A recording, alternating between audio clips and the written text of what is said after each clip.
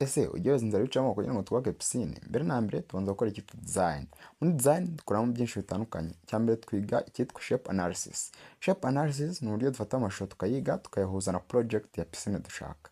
Iyo shape analysis irangiye tujya ku cyo twita water source location. Aha dufata isoko ahantu herereye tukayegeranya ahantu dushaka kubaka pisine, aho dushingira ku ntera irimo kugira ngo tureke izahura n'ingengo y'imari dufite.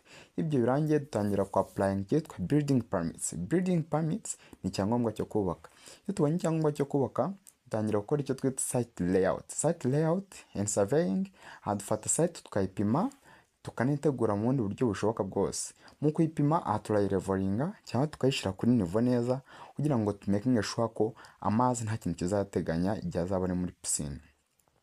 Ibyo birangiye dutangira icyo twita dimensioning. Aha turayipima bitewe na pisine dushaka. Ishobora kuri Olympic pools. Olympic pools ni pisine dukoresha twoga mu marushanwa, cyangwa ishobora kuba iri private cyangwa ikaba iri residential. Izi zishobora kuba ziri mu apartment n'ahandi hantu henshi hatandukanye.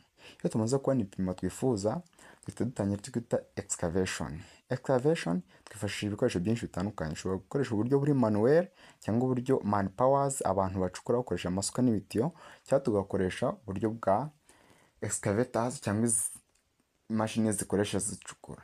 Iyo tumaze gucukura dutangira icyo twita formwork. Formwork ni uburyo dufata imbaho tukazitega kugira ngo tuzabashe kuba twasukamo beto. Nyuma ya formwork bitewe n'ibipimo dufite bya pisine dutangira gukora icyo twita steelworks. Steelworks tuzana steel fixermen bagapima bagashyiramo ibyuma bitewe n'ahantu dufite kuzubaka pisine.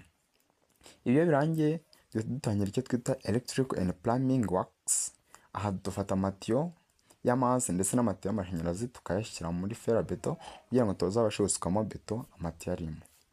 Iyo tumaze gushyiramo ayo matiyo dushyiramo icyo twita water lines. Water lines ubwo dushyiramo return lines, ni amatiyo azazana amazi muri pisine. Tugashyiramo main drains, ni amatiyo azasohora amazi yande. Ku matiyo y'amashanyarazi dushobora gushyiramo amatiyo azazana umuriro ku matara ndetse n'ahandi henshi hatandukanye. Ibyo birangiye dutangiye icyitwa concrete pouring. Concrete pouring aha dusuka beto cyangwa concrete muri formworks. Iyo tumaze gusukamo beto dutangira gukora icyo twita vibrating. Turayivibrating dukoresheje vibrator machine kugira ngo tuyitsindagire dufilinge icyitwa air gaps. Iyo tumaze gufilinga air gaps tumenya neza ko iyi beto ishobora kuba nta kintu na kimwe gishobora kuyica intege. Iyo tumaze gukora vibration dutegereza beto ngo dusoza kuyipuringa. Ahasigaye dutangira icyitwa curing. Curing aha ni uburyo dufata amazi tukayasuka kuri beto kugira ngo zabashe kumenya sure ko beto yinjije imbaraga ku buryo buhagije. Aha impamvu dusuka amazi kuri beto tuba turi gufavoriza icyitwa hydration. Hydration ni chemical reaction iba hagati y'amazi ndetse na sima. Iyo ibyo birangiye nyuma ya curing dutangira icyo twita humidifying. Humidifying ni uburyo dufata ni produit chimique dufata tukazisiga muri pisine kugira ngo tubashe kwirinda icyitwa humidity. Humidity ni ubuhehere. Ubuhehere iyo bugeze ku nyubako bushobora kuba bwateza ibibazo byinshi bitandukanye harimo no kuba yariduka. Ibyo birangiye twinjira mu cyo twita tile works. Tile works ni uburyo dufata amakaro tukayatera muri pisine. Aho dukunda gukoresha amakaro ari mu ibara ry'ubururu ko niyo agaragara neza muri pisine. Iyo ibyo tumaze kubikora duhita dutangira gutestinga pisine yacu, ariko nanone tuba twafikishijemo ama accessories yose ashobora kuba ari muri plumbing cyangwa electrical. Ahantu naho dufikisamo amatara atandukanye akoreshwa muri pisine, tugafixamo andi ma accessories yo muri plumbing, ashobora kuba ari ama water heaters n'ibindi byinshi bitandukanye.